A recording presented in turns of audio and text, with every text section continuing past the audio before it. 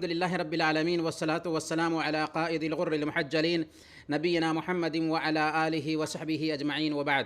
محترم بھائیوں اور دینی بہنوں، رمضان کے اس کلاس میں آپ سب کا سواگت ہے، اور ہم سب سے پہلے آپ تک اپنا دلی جذبہ پہنچانا چاہیں گے کہ ہمیں آپ سب سے اللہ کے لیے محبت ہے، اور ہمیں گرو ہے آپ لوگوں پر کہ آپ ہر دن افطار کے بعد ہمارے ساتھ آن لائن ہوتے ہیں اور دین سیکھنے کے لیے کچھ سمے نکالتے ہیں۔ یہ بہت بڑی بات ہے کہ ہم دین سیکھنے کے لیے کچھ سمے نکالیں تاکہ ہمیں دین کا نالج ہوتا رہے۔ محترم بھائیوں اور بہنوں، ہر دن کے جیسے آج ہم ایک چھوٹی سی سورہ سیکھیں گے، پھر ایک حدیث کا مفہوم جانیں گے، اور اس کے بعد رمضان کا پیغام ہوگا۔ تو آج کی سورہ ہے سورہ المسد۔ سورہ المسد، اللہ تعالیٰ فرماتا ہے بسم اللہ الرحمن الرحیم، تبت یدا ابی لہب وتب، تبت یدا ابی لہب وتب۔ ابو لہب کے دونوں ہاتھ ٹوٹ گئے اور وہ خود ہلاک اور برباد ہوا۔ ابو لہب کون تھا؟ اللہ کے نبی صلی اللہ علیہ وسلم کا حقیقی چچا تھا، لیکن آپ کا بڑا دشمن تھا۔ اللہ فرماتا ہے کہ ابو لہب کے دونوں ہاتھ ٹوٹ گئے اور خود وہ ہلاک ہوا۔ ما اغنی عنہ مالہ وما کسب، نہ اس کا مال اس کے کچھ کام آیا اور نہ ہی اس کی کمائی اس کے کچھ کام آ سکی۔ نہ تو اس کا مال اس کو کچھ کام دے سکا، اور نہ ہی جو کچھ بھی اس نے کمایا تھا، اس کی اولاد تھی، اس کی سنتان تھی، وہ اس کے کام آ سکی۔ سیصلی نارا ذات لہب، وہ عنقریب بھڑکتی ہوئی آگ میں ڈال دیا جائے گا۔ وامرأتہ حمالۃ الحطب، اور اس کی بیوی بھی، اس کی بیوی کا نام ام جمیل تھا، جو اللہ کے نبی صلی اللہ علیہ وسلم کو کشٹ پہنچایا کرتی تھی، تکلیف پہنچایا کرتی تھی۔ اللہ تعالیٰ نے ابو لہب اور اس کی بیوی دونوں کی نندا کی ہے اس سورہ میں۔ وامرأتہ حمالۃ الحطب، اور اس کی بیوی بھی جہنم میں جائے گی، جو لکڑیاں ڈھونے والی ہے۔ حمالۃ الحطب، لکڑیاں ڈھونے والی ہے۔ فی جیدہا حبل من مسد، اس کی گردن میں پوست کھجور یعنی چھال کی، کھجور کی چھال کی بٹی ہوئی رسی ہوگی۔ کھجور کی چھال جو ہے بہت مضبوط ہوتی ہے۔ ان کی ذلت کے لیے، ان کے اپمان کے لیے اللہ رب العالمین ان کو جہنم میں ڈالے گا، اور اس کے ساتھ ساتھ ان کی گردن میں جو ہے نا پوست کھجور کی بٹی ہوئی رسی ہوگی۔ اس سورہ کے سندربھ کو سب سے پہلے ہم جان لیتے ہیں۔ اس سورہ کا سندربھ یہ ہے کہ اللہ کے نبی صلی اللہ علیہ وسلم پر جب قرآن کریم کی یہ آیت اتری کہ وَأَنذِرْ عَشِيرَتَكَ الْأَقْرَبِينَ، کہ اے محمد صلی اللہ علیہ وسلم آپ اپنے قریبی رشتہ داروں کو ڈرائیے، تو اللہ کے نبی صلی اللہ علیہ وسلم صفا پہاڑی پر چڑھے اور پکار لگایا یا صباحا۔ اس سے میسیج یہ جانا ہوتا تھا کہ کوئی بڑی گھٹنا ہے جو گھٹنے والی ہے۔ چنانچہ سارے لوگ وہاں پر اکٹھا ہو گئے۔ تب اللہ کے نبی صلی اللہ علیہ وسلم نے کہا کہ اگر میں تمہیں یہ خبر دوں کہ ایک فوج ہے جو وادی کے پیچھے سے تم پر حملہ کرنے والی ہے، تو کیا تم ہماری بات مانو گے؟ سب نے کہا کہ ہم نے تو آپ کو سچا ہی پایا ہے، یعنی محمد صلی اللہ علیہ وسلم کو لوگ 40 سال تک سچا اور امانت دار مانتے آئے تھے، الصادق اور الامین کی اپادھی دے رکھی تھی۔ انہوں نے کہا کہ ہم نے آپ کو تو سچا ہی مانا ہے، اس لیے ہم آپ کی بات پر اعتماد کریں گے، اعتبار کریں گے۔ تب اللہ کے نبی صلی اللہ علیہ وسلم نے کہا پھر میں تمہیں ایک بڑے عذاب کے دن سے ڈرانے والا ہوں، اگر تم کفر میں لگے رہے تو وہ عذاب تمہارے اوپر آ کر رہے گا۔ یہ سنتے ہی ابو لہب، جو اللہ کے نبی صلی اللہ علیہ وسلم کا حقیقی چچا تھا، کہتا ہے تباً لک الہذا جمعتنا، تیری ہلاکت ہو، تیری بربادی ہو، کیا تو نے اسی لیے جمع کیا تھا؟ اللہ رب العالمین نے اسی کے سندرب میں یہ آیت اتار دی کہ محمد صلی اللہ علیہ وسلم کی ہلاکت نہیں بلکہ محمد صلی اللہ علیہ وسلم کی شان بلند ہوگی، اور آج پوری دنیا میں سب سے زیادہ جس ہستی کا نام لیا جاتا ہے وہ محمد صلی اللہ علیہ وسلم ہے۔ اللہ نے فرمایا وَرَفَعْنَا لَكَ ذِكْرَكَ، ہم نے آپ کی شان کو بلند کر دیا ہے۔ اور اس ابو جہل کا کیا انجام ہوا؟ اللہ نے کہہ دیا تھا کہ ابو جہل کے دونوں ہاتھ برباد ہوں اور وہ خود برباد ہو، چنانچہ اللہ رب العالمین نے اس کو سخت سے سخت سزا سے دوچار کیا۔ بدر یدھ کے کچھ ہی دنوں بعد عدسیہ نام کی ایک بیماری کا وہ شکار ہوا، جس میں طاعون جیسے گلٹی پیدا ہو جاتی ہے، اور اسی سبب سے ابو لہب مر گیا۔ مرنے کے بعد اس کی لاش 3 دن تک پڑی رہی۔ اس کے بیٹے بھی اس لاش کے قریب نہیں ہوتے تھے کیونکہ لاش سے بدبو آتی تھی۔ بدبو کے پھیلنے اور بیماری کے پھیلنے کے ڈر سے اس کے بیٹوں نے کیا کیا کہ دور سے ہی اس کے جسم پر مٹی اور پتھر ڈال دیا اور زمین میں دبا دیا۔ تو دنیا ہی میں اللہ کے نبی صلی اللہ علیہ وسلم کے خلاف جانے والوں کو اللہ رب العالمین نے سزا سے دوچار کر دیا، کیونکہ اللہ کے نبی صلی اللہ علیہ وسلم ساری انسانیت کے لیے دہالوتا بن کر آئے تھے۔ آپ کا میسج سارے انسانوں کے لیے تھا، اس لیے ضروری ہے انسانیت کے لیے کہ ان کے پیغام کو مانیں۔ جو آپ کے خلاف جائے گا اللہ تعالیٰ دنیا میں بھی اس کو اپمانت کر دے گا۔ اس میں کہا حمالۃ الحطب کہ ام جمیل ابو لہب کی بیوی لکڑیاں ڈھونے والی ہے۔ اس سے کیا مراد ہے؟ تو مفسرین نے کہا کہ اس سے مراد سب سے پہلے تو یہ ہے کہ جہنم میں وہ اپنے شوہر کی آگ پر لکڑیاں ڈالتی رہے گی، ایک مفہوم یہ بتایا گیا ہے۔ دوسرا مفہوم یہ بتایا گیا ہے کہ وہ عورت چونکہ اللہ کے نبی صلی اللہ علیہ وسلم کے راستے میں لکڑیاں لا کر ڈال دیا کرتی تھی، کانٹے بچھا دیا کرتی تھی، اس لیے کہا گیا کہ حمالۃ الحطب۔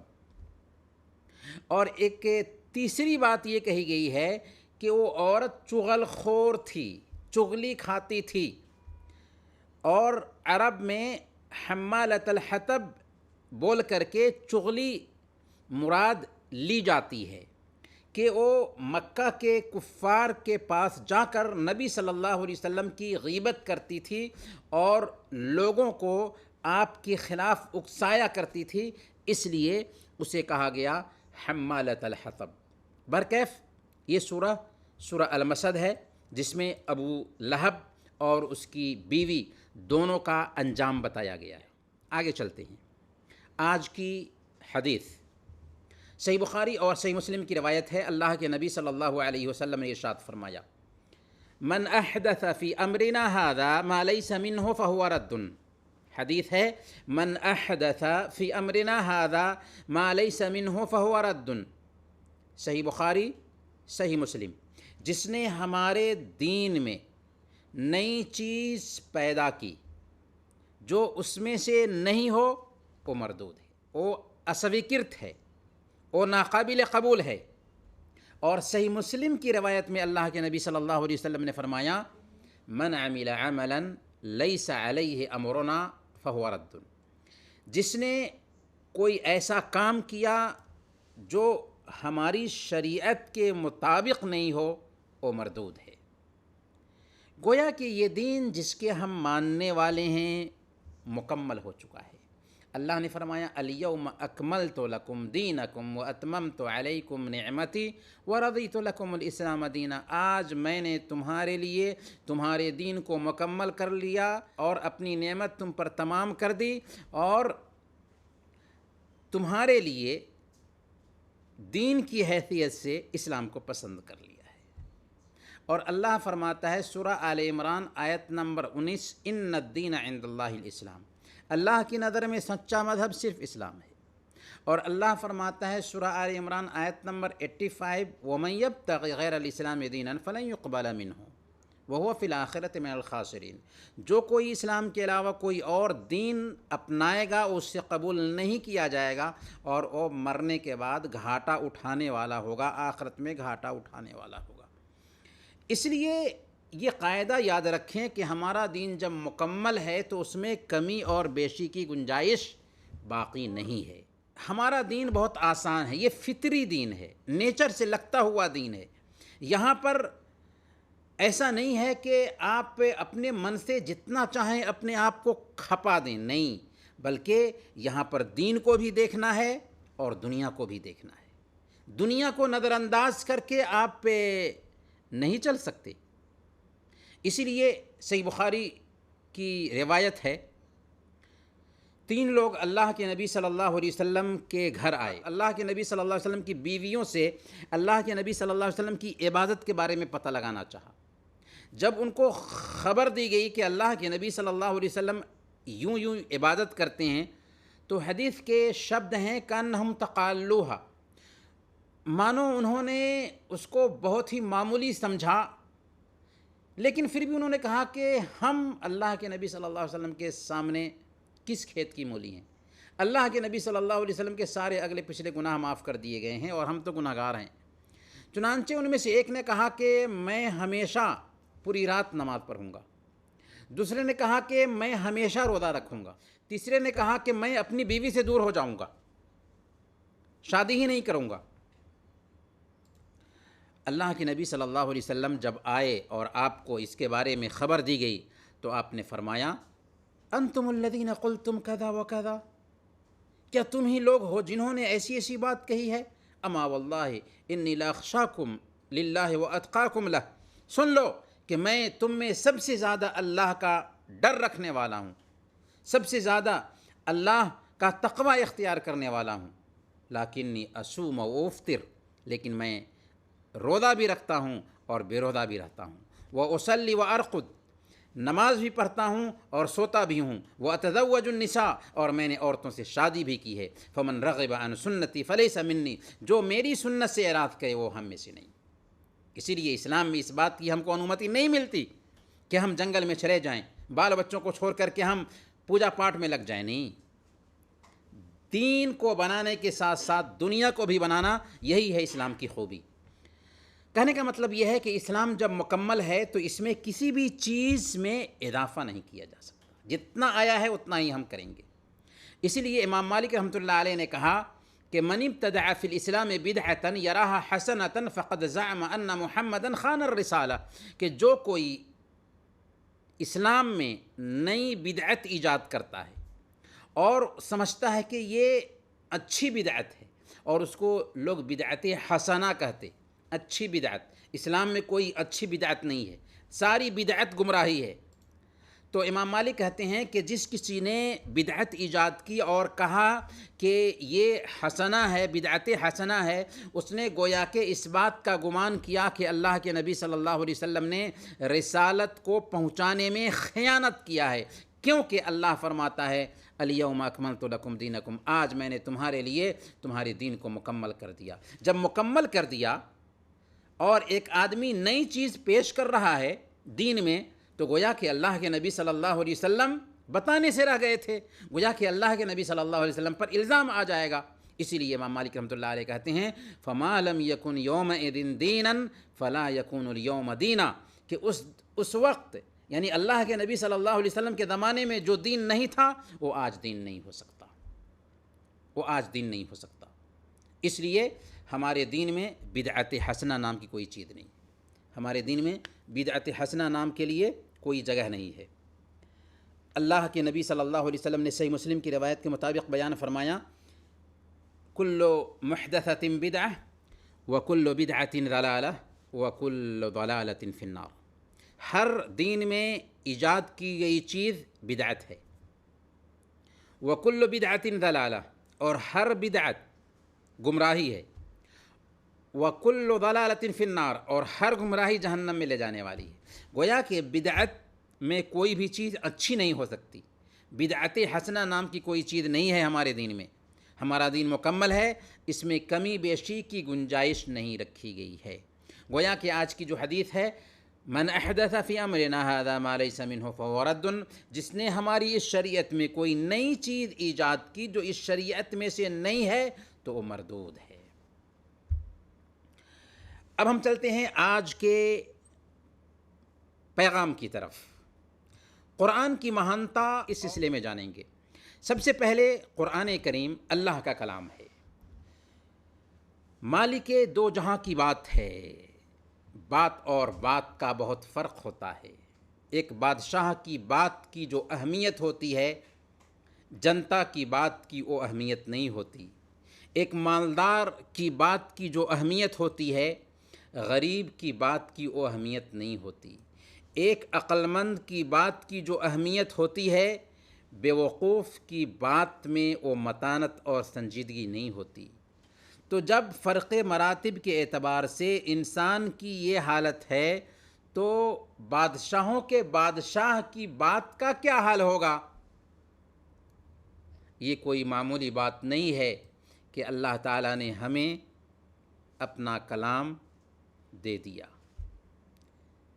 پھر اسے دینے کے لیے ایسے نبی کا چوائس کیا جو انسانیت میں سب سے افضل، اسے اتارنے کے لیے ایسے فرشتے کو چنا جو فرشتوں کے سردار ہیں، اور اسے ایسی دھرتی پر اتارا جو زمین کی ساری دھرتیوں میں سب سے افضل دھرتی ہے، اور اسے ایسے مہینے میں اتارا جو سارے مہینوں میں سب سے افضل مہینہ ہے، اور اسے ایسی رات میں اتارنا شروع کیا جو 1000 مہینوں سے بہتر رات ہے۔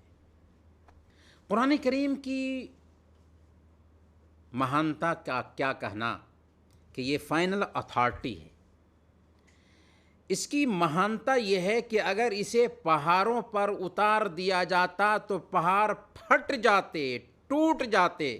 اللہ نے سورہ الحشر میں آیت نمبر 22 میں فرمایا، لو انزلنا هذا القرآن على جبل لرأيته خاشعا متصدعا من خشية اللہ، کہ اگر ہم نے اس قرآن کو کسی پہاڑ پر اتارا ہوتا تو تم دیکھتے کہ اللہ کے ڈر سے وہ پست ہو کر ٹکڑے ٹکڑے ہو جاتا، یعنی پہاڑ ٹوٹ جاتا اگر ہم نے اس قرآن کو پہاڑ پر اتارا ہوتا تو یہ ہے اللہ کے کلام کی مہانتا۔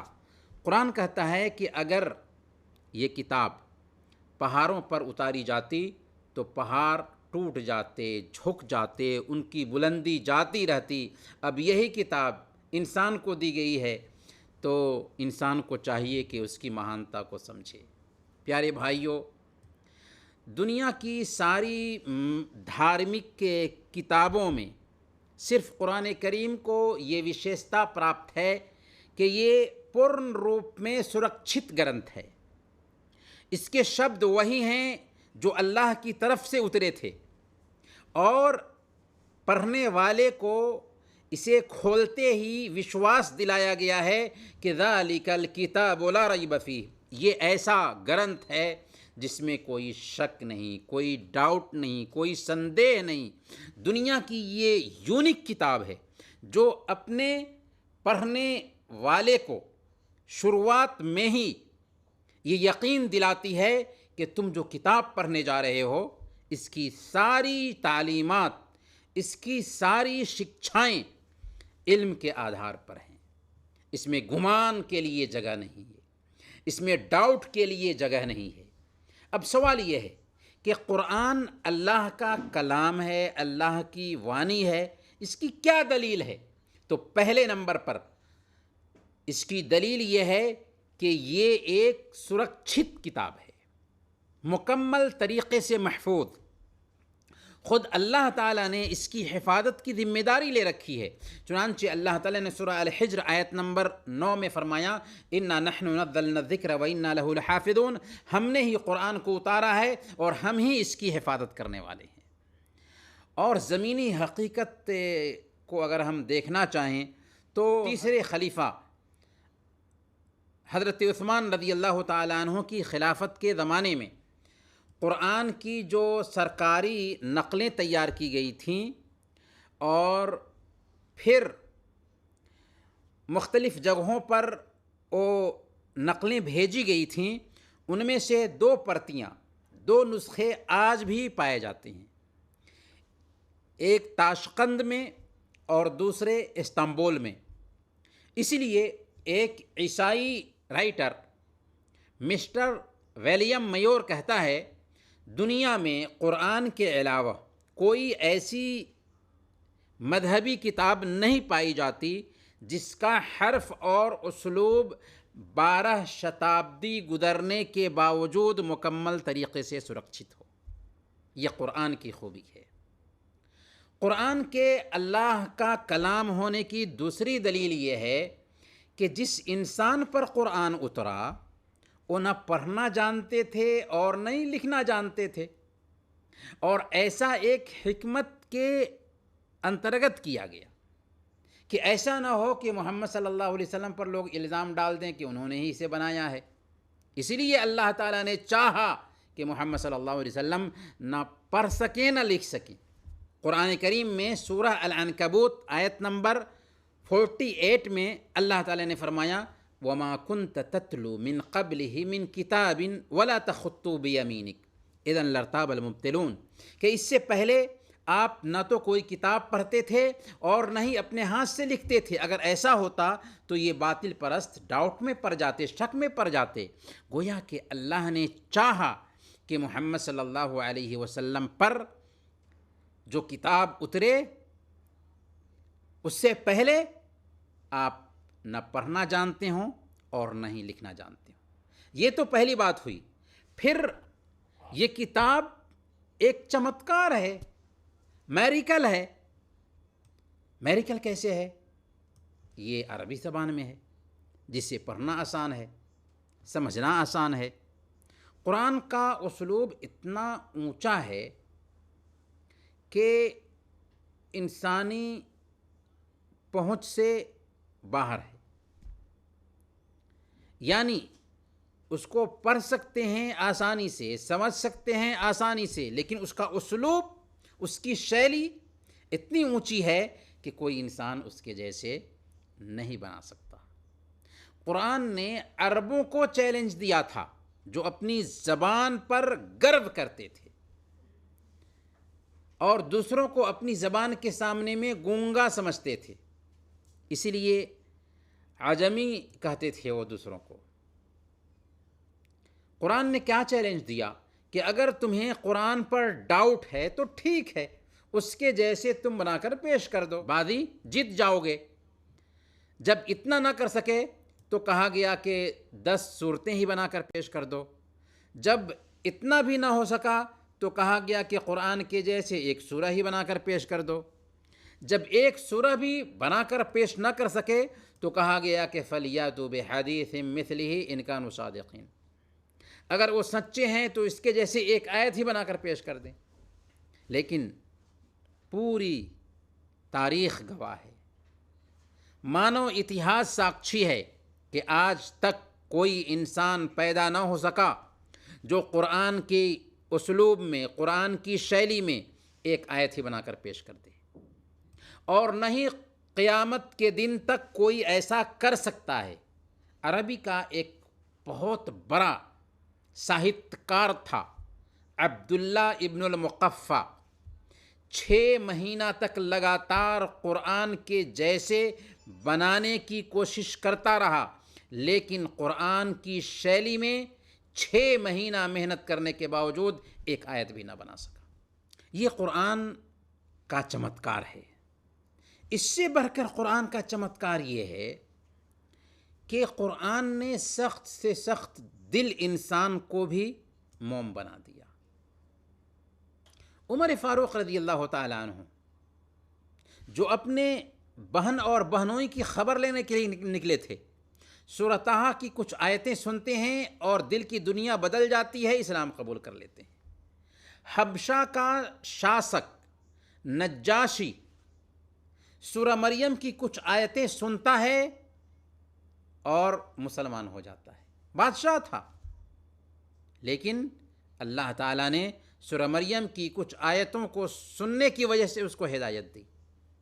اور قبیلہ دوس کا سردار طفیل بن عمر الدوسی جب مکہ آتا ہے تو مکہ کی آتنک وادی میڈیا نے ان کا کان بھر دیا تھا کہ دیکھو محمد کی بات مت سننا، یہاں تک کہ انہوں نے دونوں کان میں روئی ٹھونس لی تھی.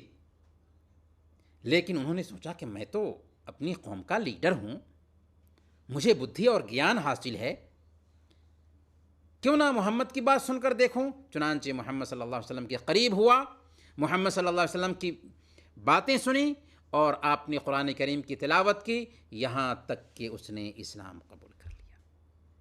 آج بھی اس کتاب کا اثر پایا جاتا ہے، لیکن ہے کوئی جو تجربہ کر کے دیکھے؟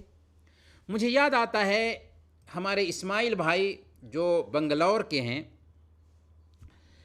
انہوں نے قرآن کریم سے پربھاوت ہو کر ہی اسلام قبول کیا تھا، اور اسلام قبول کرنے کے بعد اب ان کی عادت بن گئی ہے کہ ڈیلی فجر کی نماز کے بعد وہ آدھا گھنٹہ تک قرآن کی تلاوت کرتے ہیں اور رات میں قرآن سنتے سنتے وہ سو جاتے ہیں. میں نے ان کا انٹرویو بھی لیا تھا اور مصباح جو IPC سے نکلتا تھا اس میں ان کا قصہ بھی چھاپا تھا. ایک دوسرا واقعہ مجھے دھیان میں آ رہا ہے، ہمارے سارے بھائی تقریباً ویسے ہی ہیں، لیکن میں چونکہ میرے ذہن میں جو قصے ہیں ان میں سے ایک قصہ یاد آ رہا ہے نیپالی بہن کا. نیپالی بہن جن کا نام سمیرا رکھا تھا، ہم نے سشیلا نام تھا، سمیرا نام رکھا. قرآن سے ان کا عجیب لگاؤ دیکھا ہم نے. اسلام قبول کرنے کے بعد ہی، بلکہ اسی دن جب اسلام قبول کیا تو انہوں نے مجھ سے ریکویسٹ کیا کہ سر میں قرآن پڑھنے کی خواہش رکھتی ہوں، لیکن اب تک مجھے قرآن نہ مل سکا ہے. ایک مسلمان کو میں نے قرآن لانے کے لیے پیسہ دیا تھا کہ نیپالی زبان میں قرآن کا ٹرانسلیشن لا کر دے، لیکن اس کو نہیں ملا. میں نے اس سے کہا کہ ابھی میں آپ کو انودت قرآن نیپالی زبان میں لا کر کے دیتا ہوں. میں فوراً گیا اور قرآن لا کر کے اس کے حوالے کیا. اللہ کی قسم قرآن کے تعلق سے اس کی جو بھاونائیں تھیں اسے دیکھ کر میری آنکھوں سے آنسو آ گئے. اس نے قرآن لیتے ہی اس کو چومنا شروع کر دیا اور کہنے لگی thank you sir, thank you sir, یہاں تک کہ اس کی آنکھیں ڈب ڈب آ گئیں. یہ اسلام قبول کرنے کے پہلے ہی دن کی بات ہے. کہنے کا مطلب یہ ہے کہ قرآن واقعی عجیب طریقے سے دل کی دنیا بدلتا ہے. پیارے بھائیوں اور دینی بہنوں، اب اذان کا وقت ہونے کو ہے، اس لیے ہم انہی چند باتوں پر آج کا درس ختم کرتے ہیں. اللہ تعالیٰ سے دعا ہے کہ اللہ تعالیٰ ہم سب کو قرآن کے مطابق زندگی گزارنے کی توفیق عطا فرمائیں. آپ کے پاس کچھ سوال